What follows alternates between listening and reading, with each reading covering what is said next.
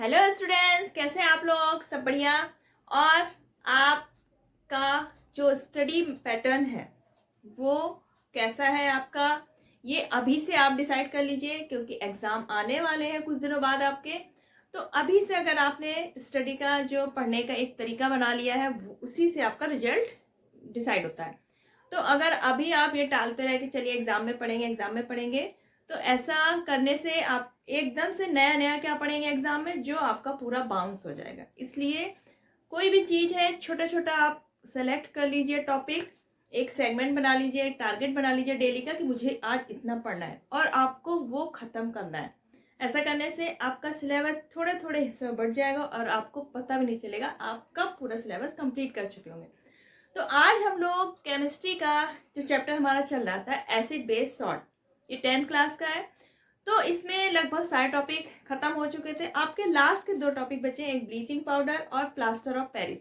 तो आज हम ये दोनों खत्म कर देंगे और ये आपका चैप्टर कंप्लीट हो जाएगा। तो सबसे पहले है आपका ब्लीचिंग पाउडर। ब्लीचिंग पाउडर आपका घरों में सबसे ज़्यादा ब्लीचिंग पाउडर आप लोग वाइट कपड़ों के लिए ज़्यादा यूज़ करते हैं। कोई भी स्टेन लग गया कपड़ों में तो क्या करते हैं, ब्लीच कहते हैं ना, ब्लीच कर लो तो उसका स्टेन चला जाएगा। और कलर्ड कपड़े को ब्लीच करने से अवॉइड करते हैं, क्योंकि इनका कलर क्या हो जाता है, फेड हो जाता है या कलर पूरा ही चला जाता है। तो जो आपका ब्लीचिंग पाउडर है, ब्लीचिंग पाउडर का फॉर्मूला क्या होता है, CaOCl2, calcium oxychloride. Calcium chloride क्या होता है आपका, CaCl2।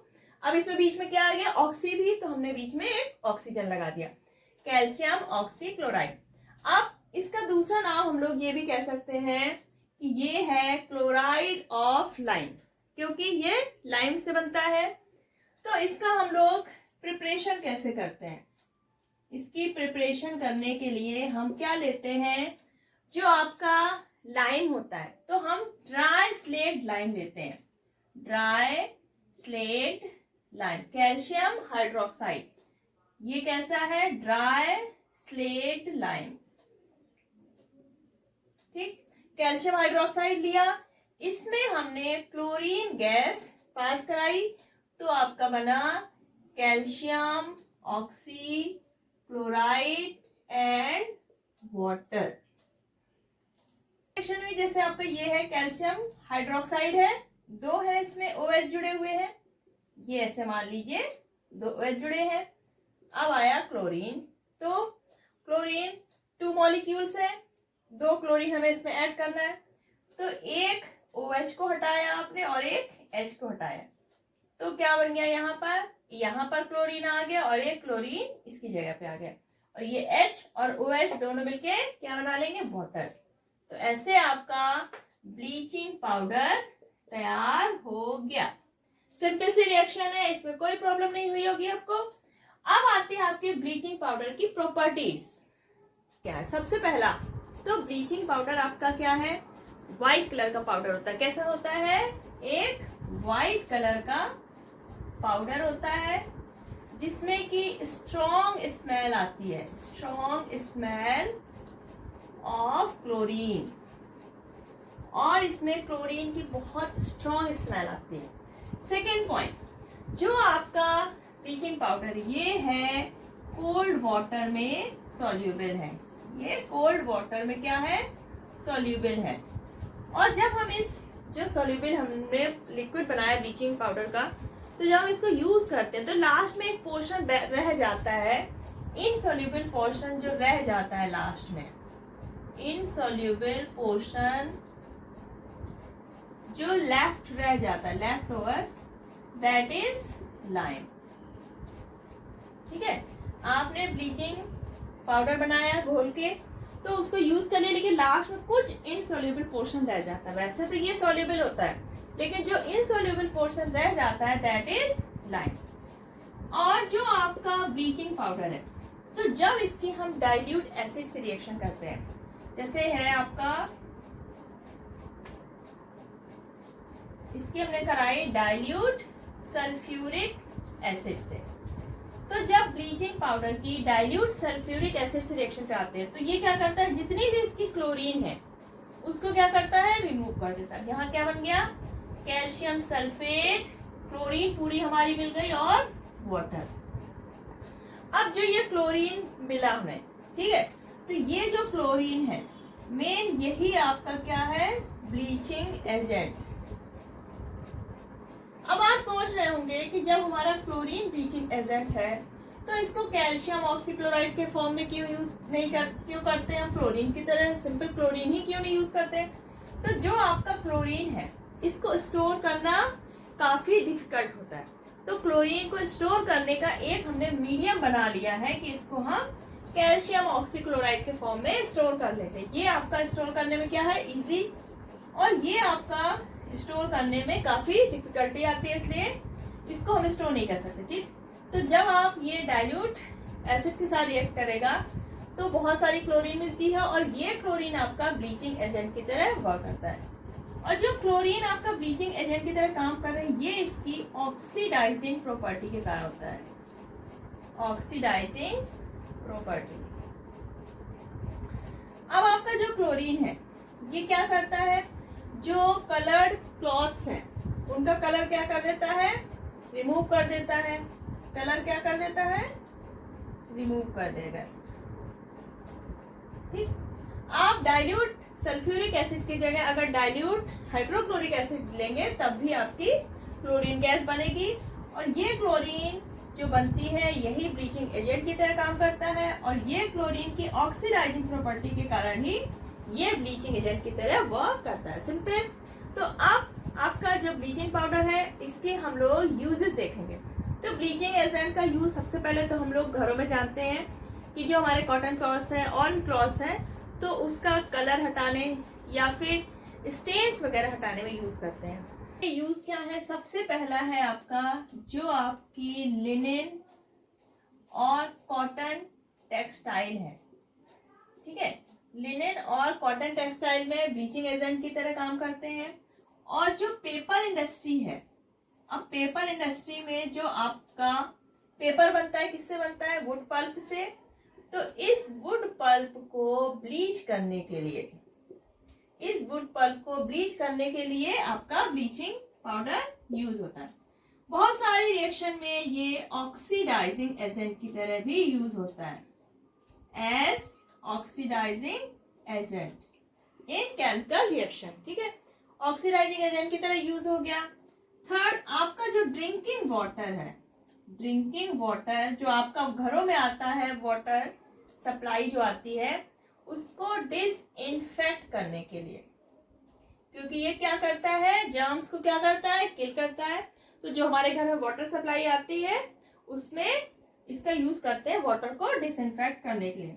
फोर्थ है आपका जो क्लोरोफॉर्म है, क्लोरोफॉर्म प्रिपरेशन में इसका यूज होता है। ठीक है, क्लोरोफॉर्म प्रिपरेशन में यूज हो गया आपका लिनेन, कॉटन टेक्सटाइल इंडस्ट्री में, पेपर इंडस्ट्री में, वुड पल्प को ब्लीच करने में, और लॉन्ड्री वगैरह में जैसे कपड़ों से स्टेन्स वगैरह हटाना उसके लिए यूज हो गया।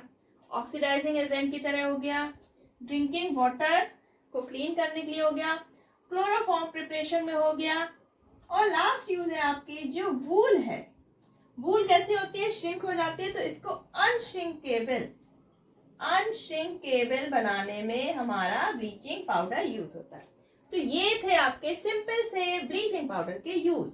ठीक है, आपके क्या क्या यूज हो गए, वूल को अनश्रिंकेबल बनाता है, क्लोरोफॉर्म प्रिपरेशन में, ड्रिंकिंग वाटर इन डिसइंफेक्टेंट की तरह, oxidising agent in chemical reaction, paper industry में आपको वुड पल्प ब्लीच करेगा, और लाइनिन कॉटन टेक्सटाइल इंडस्ट्री में। अब आपका ब्लीचिंग पाउडर तो हो गया फिनिश। अब आता है आपका plaster of Paris. Plaster of Paris ये एक सॉल्ट है। अब ये प्लास्टर ऑफ पेरिस को प्लास्टर ऑफ पेरिस ही क्यों कहते हैं, प्लास्टर ऑफ इंडिया क्यों नहीं कह सकते इसको, प्लास्टर ऑफ चाइना क्यों नहीं कहते हैं, तो इसके पीछे भी एक लॉजिक है। देखो, जो प्लास्टर ऑफ पेरिस है ये सबसे पहले बनाया गया था जिप्सम, जो आपका एक कंपाउंड है, उसको हीट करके। तो जिप्सम जो है वो मिलता है आपको मेनली पेरिस में, इसलिए इसको क्या कहा गया, प्लास्टर ऑफ पेरिस। और इसका फॉर्मूला होता है कैल्शियम सल्फेट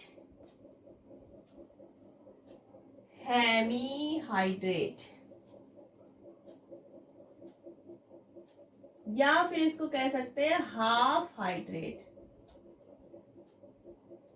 यानी कि इसमें हाफ मॉलिक्यूल वाटर का है। तो ये क्या हो गया, CaSO4 और ये हाफ मॉलिक्यूल इसके साथ वाटर का आ गया। तो ये हो गया आपका कैल्शियम सल्फेट हेमीहाइड्रेट, या फिर आप कह सकते हैं कैल्शियम सल्फेट हाफ हाइड्रेट।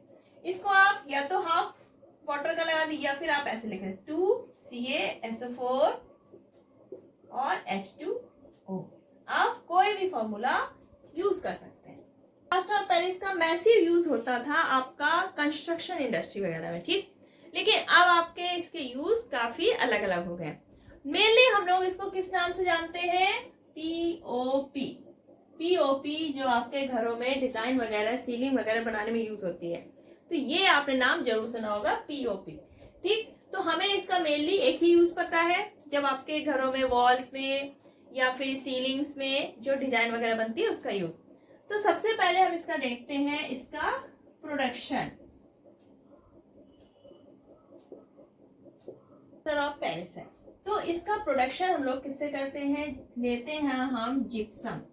क्या लेते हैं, जिप्सम। अब जिप्सम होता क्या है, CaSO4 × 2H2O। कैल्शियम सल्फेट है और इसमें 2 वाटर के मॉलिक्यूल है, 2 मॉलिक्यूल से क्रिस्टलाइजेशन, ठीक है। तो जिप्सम में हमारे 2 मॉलिक्यूल है वाटर के, और जब हम प्लास्टर ऑफ पेरिस बनाएंगे तो इसमें कितना वाटर रहना चाहिए, हाफ मॉलिक्यूल। तो हम इसको एक किल्न में हीट करते हैं और टेम्परेचर आप रखेंगे 100 डिग्री सेल्सियस। ये आपका टेम्परेचर बहुत ज्यादा इंपॉर्टेंट है, क्योंकि इस टेम्परेचर को मेंटेन रखना, अगर ये टेम्परेचर ज्यादा हुआ तो हमारा प्लास्टर ऑफ पेरिस नहीं बनेगा। तो इसको हमें केयरफुली कंट्रोल करके रखना पड़ता है, ठीक। अब आपने इसको 100 डिग्री सेल्सियस पर हीट किया तो आपका बन गया प्लास्टर ऑफ पेरिस।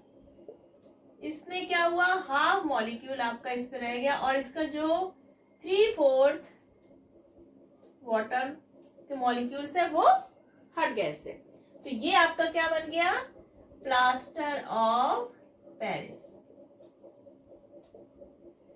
अब यहाँ पर अगर बाय चांस आपका टेम्परेचर 100 डिग्री सेल्सियस से ज्यादा हो जाता है तो क्या हो जाएगी, ओवर हीटिंग हो जाएगी। अगर आपका मोर देन 100 कर दिया आपने तो आपका बनेगा एनहाइड्रस कैल्शियम सल्फेट। क्या बनेगा, एनहाइड्रस कैल्शियम सल्फेट बनेगा, ठीक है। जिसको हम लोग क्या कहते हैं, dead burned plaster, dead burned plaster. अब ये अगर बन जाता है तो इसमें ये खराबी आएगी कि जो आपका प्लास्टर ऑफ पेरिस है, तो जब हम इसको वाटर के साथ मिक्स करते हैं तो ये प्रॉपर क्या हो जाता है, सेट हो जाता है। लेकिन अगर आपका डेड बर्न प्लास्टर है, इसको अगर हम वाटर के साथ मिक्स करते हैं तो ये प्रॉपर सेट नहीं होगा, यानी कि आपका ये बेकार हो गया। तो हमें temperature 100 degree Celsius carefully maintain करके जब हम जिप्सम को हीट करेंगे तो आपका प्लास्टर ऑफ पेरिस मिल जाता है। इस इक्वेशन को और ऐसे भी लिख सकते हैं, यहाँ पर 2 का मल्टीप्लाई किया हमने और यहाँ पर भी 2 का हो गया और यहाँ पर भी 2 का हो गया, तो ये आपका क्या हो जाएगा, यहाँ पर 2 था, ठीक। तो ये आपका हो जाएगा 3 वाटर के मॉलिक्यूल, ठीक है। और ये आपका 2 है तो ये आपका हाफ हट जाएगा, यानी कि आप इसको लिख सकते हैं 2CaSO4 H2O, ठीक। और यहाँ पर आपका 2 मॉलिक्यूल, यानी कि कैल्शियम सल्फेट के 2 मॉलिक्यूल ने एक वाटर मॉलिक्यूल के साथ कंबाइन किया हुआ है, ठीक है। तो जो आपका प्लास्टर ऑफ पेरिस है तो ये होता क्या है, व्हाइट कलर का एक पाउडर है।